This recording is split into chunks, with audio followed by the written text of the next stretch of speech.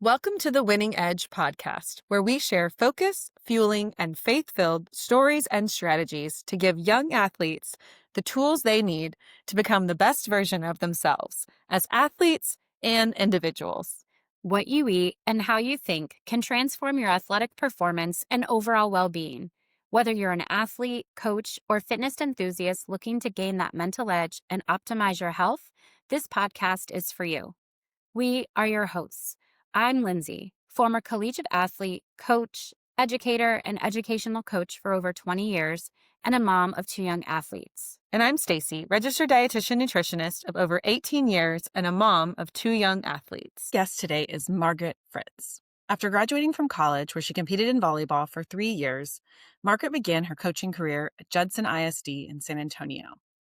There, she worked with middle school athletes in volleyball, basketball, and track, laying the foundation for what would become a lifelong passion for developing young athletes from the ground up.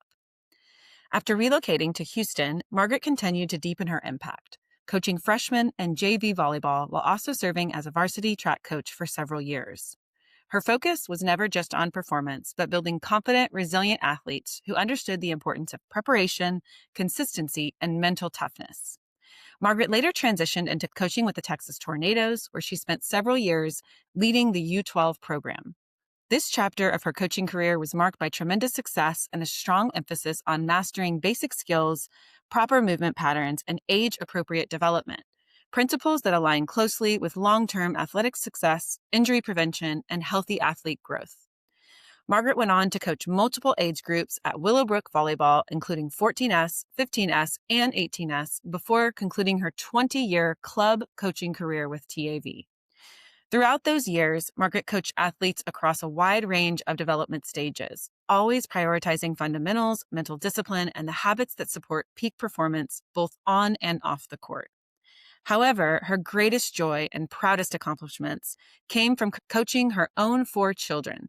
Through volleyball and baseball, she watched them develop not only as athletes, but as disciplined, driven individuals. All 4 of her children went on to compete in college athletics and are now thriving in their professional careers, living proof of the lifelong value of sports and competition and intentional coaching beyond the playing field.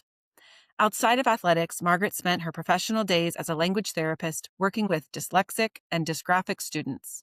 She helped them overcome reading and writing challenges by applying many of the same strategies she used while coaching sports, breaking skills down, building confidence, reinforcing repetition, and strengthening mindset.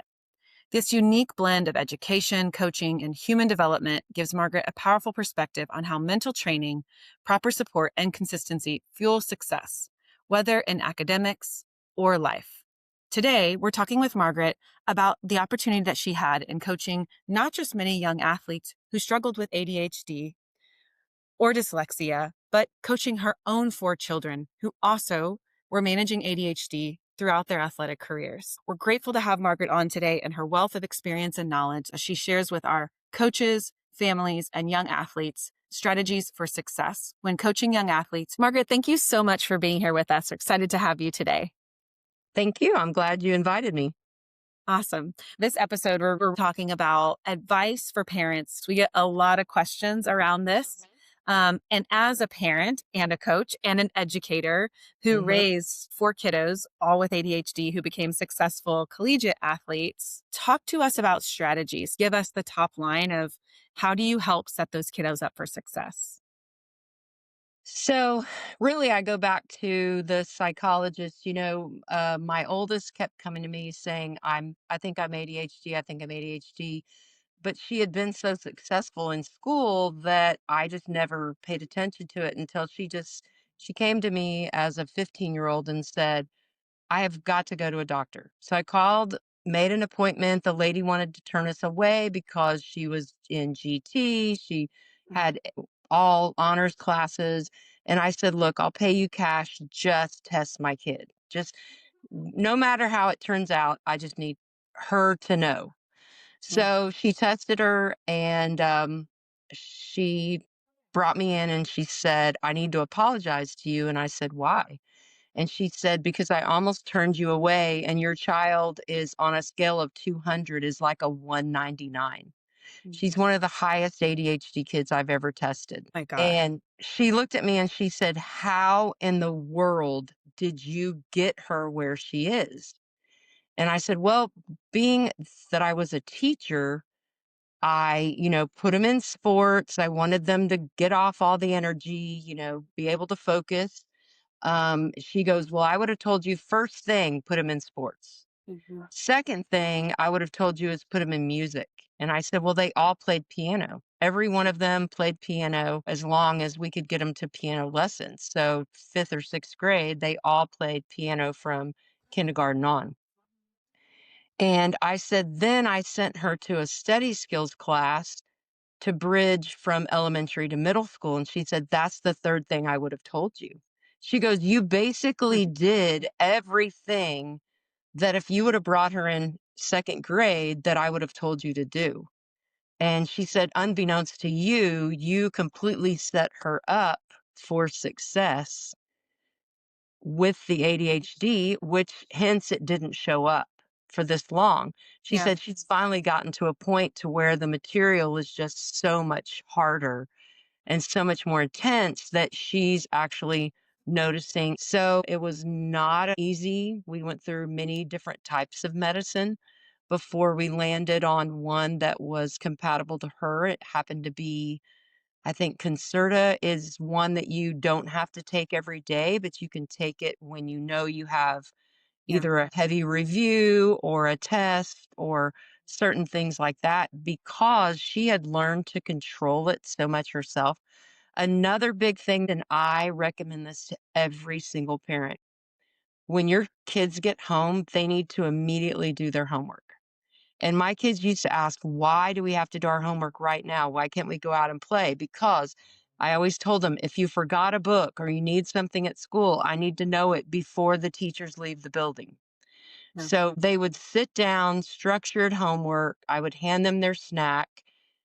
And all the way through, even high school, the girls knew when they got home, they went into the study, they got their homework done. I took a snack in there to them. We went to practice, and then they came home and finished studying or finished any, just kind of wrap up type thing. But I ingrained in them early on that the homework needed to be done immediately because their brain is still functioning from school. And so it can transfer on to the assignment better. You have got to set a structured time for your kids. And I will tell you, after talking to the psychologist, I realized these things, they were key. They were that important. My second child followed and did the same exact thing, same exact structure with studying. My third child, the boy, came along and he didn't. And he will tell you that he is not as good at studying as his sisters are. And he realizes it now that he really suffered when he transferred to UT and stopped playing baseball. He realized that his study skills, I mean, he called me and he goes, "My study skills are terrible." And I said, "Well, you never You sat didn't flex down that and studied." muscle. You didn't learn to Yeah. flex that muscle. Yeah. Yeah, he didn't learn a structured, like, set study time like his sisters did, and therefore, he and the sad part is smart enough to get by all those years, even through high school, even through, Sam Houston, he was able to get by, but then when he transferred to UT and got into the heavier classes, it hit him like a brick wall because he didn't have that structure, that, you know, build up to finish, the harder classes. Well, and So I think that's those oftentimes such a misnomer with kids with ADHD is that they're not as smart, and that's not true at all whatsoever. Yeah, It's that the way their brain works and manages information and triages tasks looks so different than a so different. neurotypical child, and so I think that's one of the things that it's often for families who maybe haven't experienced it or don't understand, well, how could a kid get to be 14, 15 before they're diagnosed? It's because you do give them good coping skills and strategies, and Right, then at some point, those just aren't enough. Well, right. sometimes you can't always see it either because not every child with ADHD does not exhibit the same behaviors. A lot of times, we Yeah, would say ADHD, but ADD, there's no hyperactivity. right, So you can right. have a student who has ADD or an athlete, and they look like they're paying attention to you, but they're not. It's because Yeah. they're quiet. They're not moving. They're not fidgeting with things. But outside of ADHD, boys and girls learn very differently. Yeah. There's a very different type of learner between a classroom that you have a lot of girls and smaller groups of boys in that class. It's a very different look than if you go on a classroom that is 18 boys and 4 girls. They do not learn the same. Their brains function completely different. And so Right. And also the age of the child. You absolutely. know, um, I held my son back, which was a blessing. He almost needed to be held back 2 years, but, I didn't hold my daughters. They were 2 May birthdays, and I wish I could go back in time and hold them back.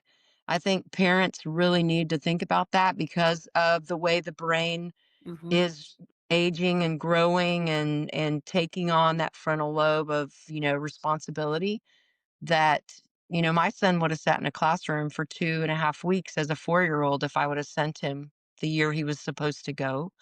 And holding him back, it made such a difference.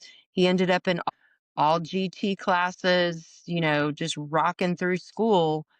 And he just never stopped. There was a set study skills class, and I wish this was something that more school districts offered. But back in the day, our school district offered it to bridge fifth into middle school, mhm. taught them how to completely organize.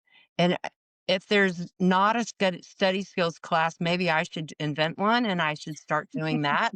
Because if they learn how to be organized, an ADHD person can be so much more successful. Mhm. But Yeah. they just need those, they would take them and you would send all the paperwork and the binders, and they would set them up during the class Mhm. so that when school started, they had everything set up. And that type of thing, they stopped doing that when my son was in 5th grade, and so I was not able to send him, and he is messy to this day. Mhm. He's also a child that was a GT class in 1st grade. He was handed a laptop, and they worked on laptops all Mhm. day. They were piloting the first class to have laptops all day. Therefore, his handwriting is Mhm. horrific. And, he had to call me in college because they had to sign bats for a fundraiser, and I had to teach him how to write his name in cursive, which was bad. Mhm. Oh my Um, goodness. but, all the things we know about the brain and the connection to handwriting, which is why it has been added back into the TEKS. It's all super important for Yeah. brain growth and brain development, and part of me going into language therapy, working with dyslexic kids, and you're exactly right, Lindsay, the different way that their brains think. Mhm. ADHD kids are very similar, but those are your kids that make really good military special ops Mhm. because their brain thinks in a 360 realm. Mhm. So they see and they notice everything, which is partly why they can't focus. Yeah. Every little thing going on in the class, it's like, oh my gosh, Susie dropped her pencil. You know, Teacher walked out in the hall. Wonder what's happening to Johnny. It's just they cannot shut off that part of their brain, which actually, as a salesperson now, my son is It's like a killing. superpower. It's a s it So there is a man that goes and he speaks, and he's written a book, and it's called Dyslexia is My Superpower. Mhm. So, if you look at it in the right way, which is part of what I used to do with the kids, is ever teacher, everybody thinks we're dumb, and it's like, "No, no, no, no. You're not dumb. Mhm. Your brain" they say that if you walk into a party, that the smartest person in the room is probably the dyslexic/ADHD person. Mhm.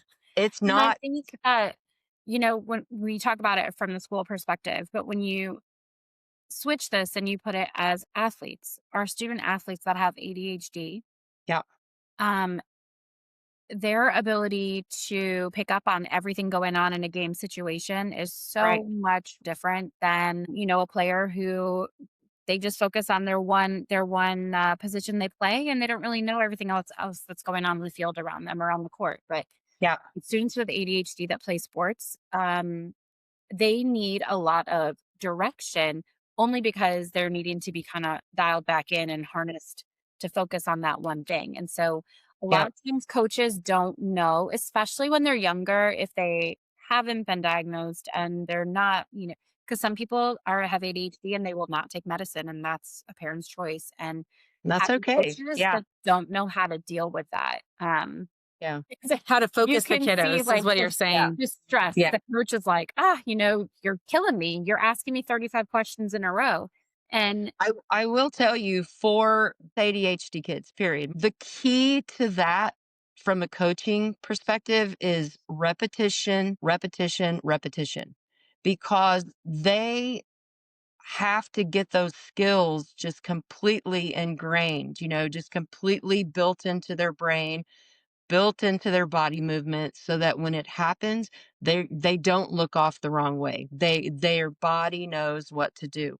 well, And and I can give you an example of that too, because, a student who has ADHD, mhm, who is a baseball player, goes to bat, their stance and their way that they approach every hit is never going to look the same, because it's very hard for them to have that consistent, calm routine in what they're doing, because that's a struggle on the daily anyways. You know what I yeah. mean? Like, when you're going to the plate, you can see a batter and they have fluid motion and how they step and how they approach.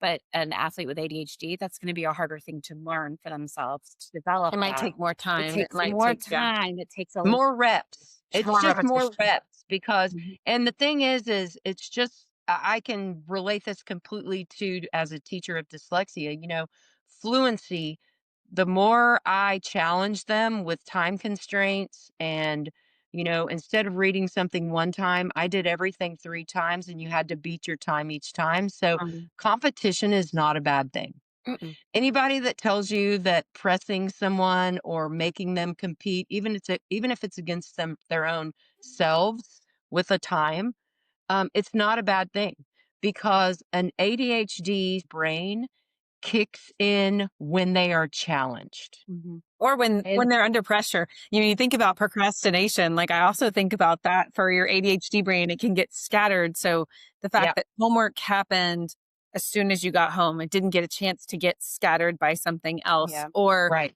oftentimes what you'll see is they'll procrastinate a task because it doesn't have immediacy, but actually in situations of immediacy, they actually perform really well. well, how many adults do you know that will say, "Oh, I work better under pressure"? I You can did trace I that just back. did that this week with my maid was coming and so I kept leaving stuff everywhere and the night before she came, I got everything done like that. Mhm, And it's just because our brain dug in and focused. And really, if you do that with kids, that's what I'm saying.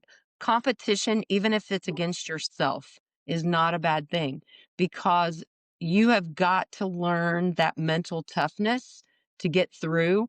My kids will tell you they understand so much more now the importance of preparation, consistency, like you said about the baseball stance, mhm, that consistency, and then that mental toughness, not giving up when you get frustrated or mom makes you go to another lesson because you're still mhm. doing something wrong or you're going to a tutor because you've got to get past this. That all builds some mental toughness and even eating right, I mean, the diet part of it. My Mhm, kids will tell you now they're all still very involved in athletics, just fitness. And, my oldest daughter, who was very successful in college, she looks at me and says, if I would have eaten the way I eat now, mhm. she goes, I would have crushed everything I did. She Exactly goes, why we do what we do, Margaret. Yeah, yeah. yes, yeah. Uh, But it's good, it's fun to see them on the other side now, and we're talking it about is. it, and they're seeing the differences in the way if I could go back, diet is one of the things they all talk about that they would have done better at the time, and then the other thing was just kind of like injury prevention, My oldest will tell you, I should have done more yoga. I, as the coach and as their mom, should have had them doing more yoga. When my son had his bad injury in college, he started doing hot yoga, and that's kind of how he got through it and got rid of a lot of the soreness. It's funny, our past So guest just talked about that too. yeah, because I had just had a conversation, actually through social media with one of our former guests, Junior, and he had made a post about, like there are no days off. Yeah, And I got what he was saying, and I just added under there, but let's make sure that our athletes understand what off means, because you can have an off from yeah, physically playing, like you're not at a practice, you're not playing a game that day because your body has to recover. But yeah, off doesn't mean you're not doing anything. Off might be you're stretching, you're doing your yoga, right. you're doing game form. Bands. You Yeah, are yeah, still moving in the direction of chasing that dream and putting the work in, but the work always doesn't have to look the same. And so I right. just said yoga because it really is important. Yoga, Well, we swimming. have, He talked about his son when he's not playing baseball because he's competitive. He's swimming or he's doing yoga. He's working I different muscles, but he's still yeah. doing something. And so, See, my kids, and that another thing is cross training. We yeah, stick kids in one sport and we let them go. My kids, even though it was just summer league, they all swam summer league swimming. They continued to do all their school sports, even though they had a club sport. My oldest had a coach tell me one time when she was 16, your daughter is coming to practice so exhausted, she needs to get in shape. And I looked at the coach and I said, what you don't understand is she already went to track practice yeah, before she came here and she ran ladders. She would have completely done a whole workout and then went to volleyball practice. Yeah. So until the coach understood that, she thought it was just that she was she's out of like, "Why shape. is she so tired?" You're like, Yeah. "She's already been working out for several hours." Yeah. But those are the type of things that I firmly believe if I had to do it all over again, I would have let my kids continue other sports even Mhm. longer than I did. Mhm. It just got to a point with 4 kids that, we Oh, could Yeah. only do so much. But we really need to look back when we're talking about ADHD kids. We need to take the stigma off of music. These kids, if they have ADHD, we need to have them learning an instrument. It is one of the things, it just builds the brain differently. It builds that left side of the brain stronger. And, just keeping on some kind of study skills. I think those type of things, if we think about that early on, and then we talk to the kids about repetition. One more thing I will say is we have a good friend, both sons. He has 2 boys. They both played in Major League Baseball. Mhm. He had bands on his stairs. They were both pitchers in the major leagues. And every night before they could walk up the stairs, they had to do a band routine. Mhm. they had to stretch. Yeah. They Yeah. had to do their bands every night. And he said, I had one, my youngest son was kind of my toot, and he went upstairs one night and I knew he didn't do his bands. And he goes, I went and said, get downstairs and do your bands, or I'm taking all your pillows. And he was like, had to march downstairs and do his bands. I know there are dads, there are parents, I've Yes. seen moms the same way. I don't mean that kind of thing. He was one of Mhm. the most gentle men I've ever known, but he had one set thing that they had to do, Yeah. and it was like 3 moves on bands that they had to do. And it wasn't like he was torching him. I mean, I think it's No. even No. biblical to say self-control is the fruit of the spirit, and a part of that comes from discipline. And so, And repetition and discipline. Yes, Mhm. absolutely. And that all has to come. And I will tell you, kids, they don't have it naturally.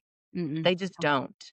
But If kids you as crave a that. parent don't Kids crave it. instill that in them, Mhm. then you will go down the road and be like, I should have done better. So mental training, Mhm. having that positive mindset, the parents need to have a positive mindset too, but they need to instill those things in their kids that will make them successful. I mean, Mhm. that's the parent's job.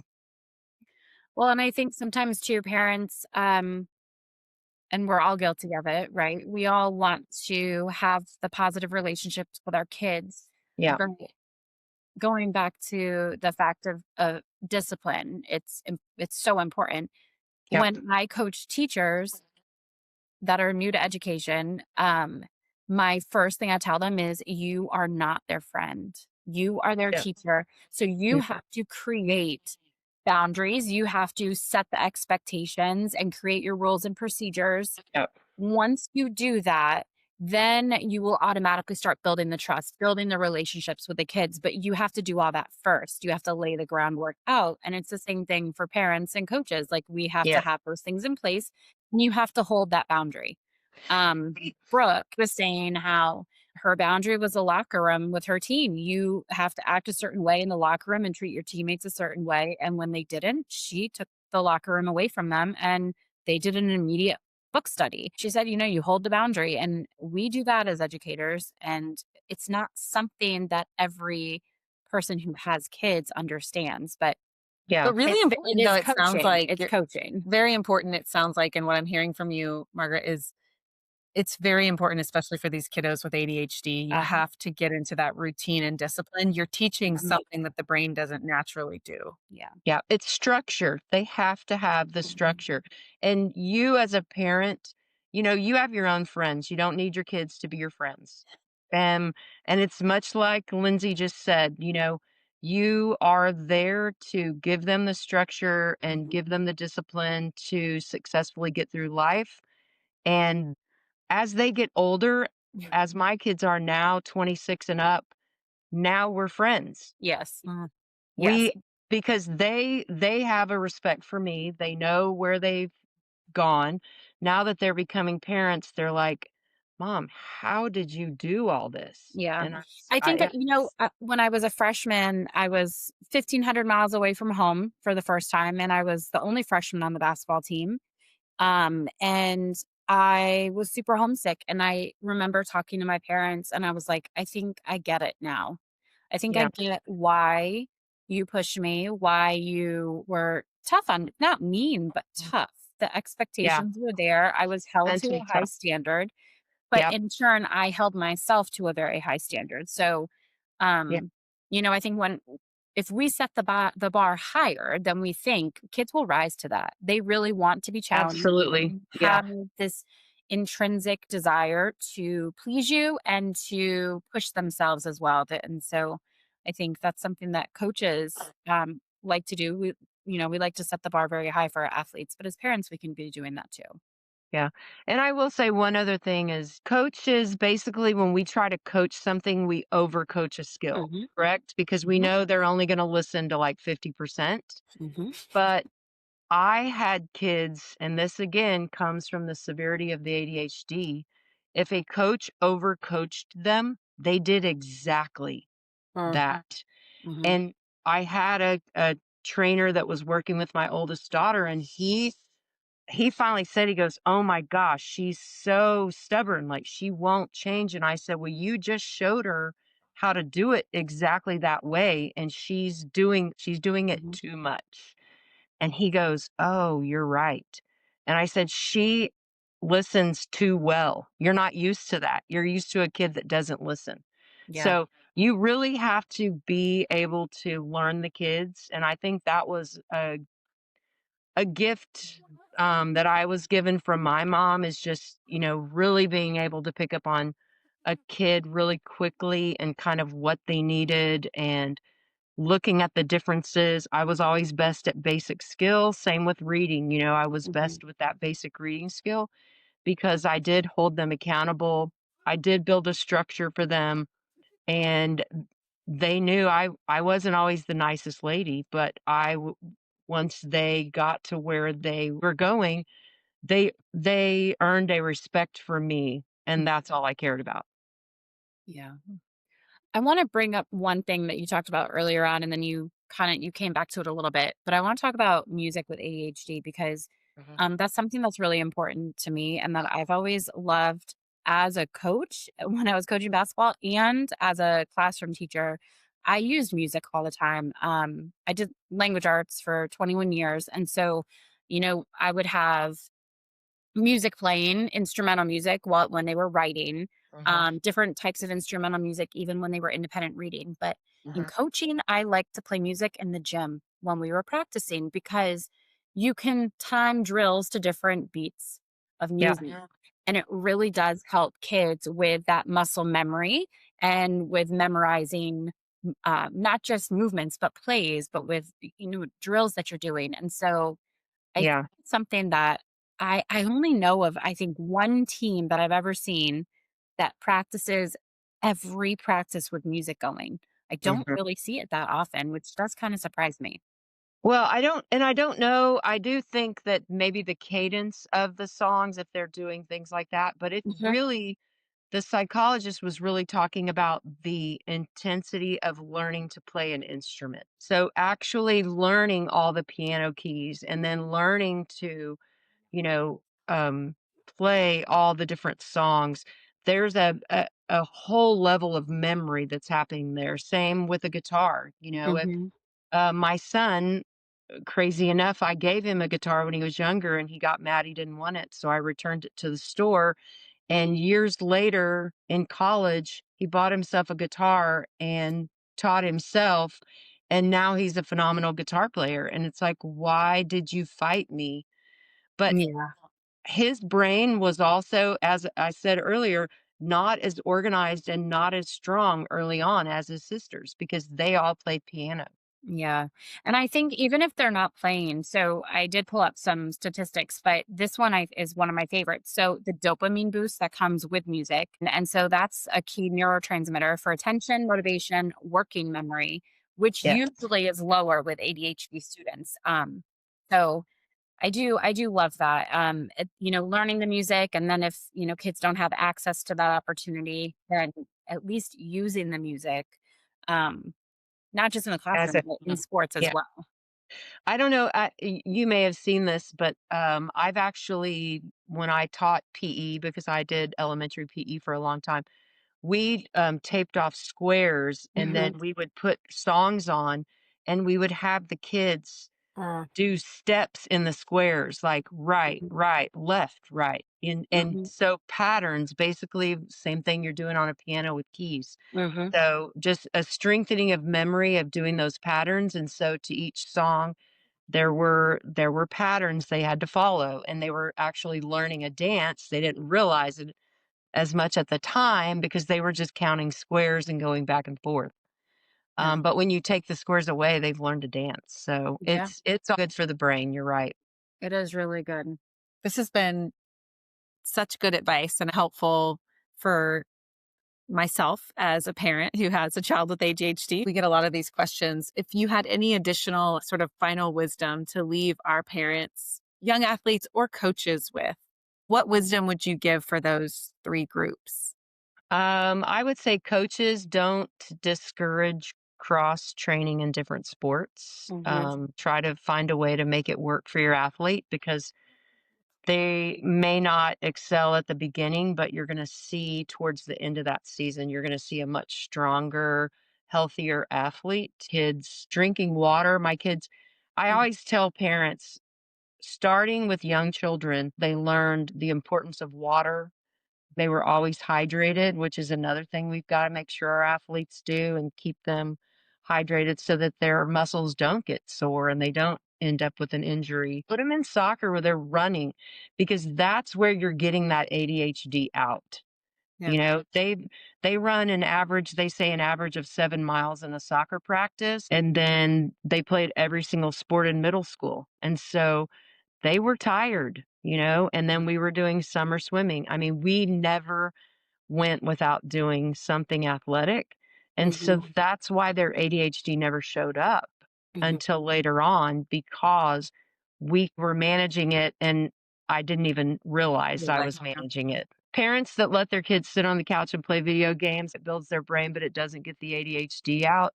You got to get your kid outside. You got to get them doing a sport and tire them out in the right way. Yeah. Yep. Mhm. That. Well, Well, thank you so much. Thank you all very much. I was so excited to be able to speak with y'all and be a part of this. I'm glad y'all are doing this. awesome. It Thank was good to you. have you. Thank you so All much. right.